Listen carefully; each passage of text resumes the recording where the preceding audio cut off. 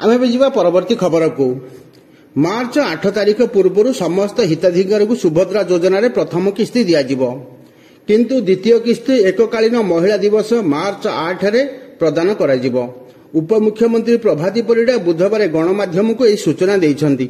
से कहते किछि दिन भितर सुभद्रा योजना रे आउ 25 लाख महिला को सहायता राशि मिलिबो।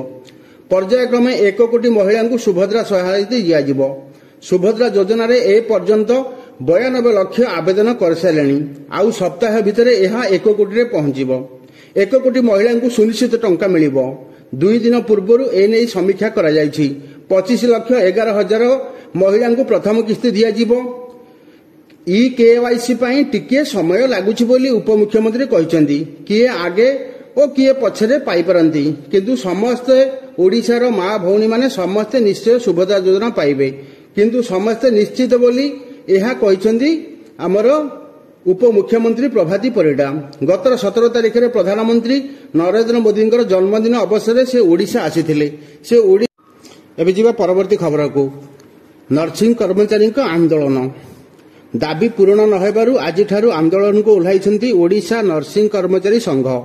नयागढ़ जिलार विभिन्न गोष्ठी स्वास्थ्य केन्द्र में आंदोलन चलाइबा सह जरूरीकालीन सेवा को बाद दे अन्य सेवा को वर्जन करिसेंती। आज और काली 2 दिन धरी जरूरीकालीन सेवा जारी रखिबा सहित आसंता 27 तारिख अनिर्दिष्ट काल पई संपूर्ण। आमे बिजिबा परवर्ती खबर। दीर्घ 6 मास धरी पारिश्रमिक न पाइबारु ओडगां मिशन शक्ति कर्मचारी माने बुधवार एक दाबीपत्र ओडगां बीडीओ को प्रदान करिसेंती। तृणमूल स्तर में कर्मचारी माने महिला सुविधा असुविधा बुझिबा सहित किपरि स्वावलंबी होई परिबे सेथिपई प्रति पंचायत रे एमबीके सीआरपी बैंक मित्र कृषि मित्र प्राण मित्र एलआईसी नियुक्ति दियाछि किंतु दीर्घ 6 मास धरी एही कर्मचारी माने पारिश्रमिक न मिलिबा जोगु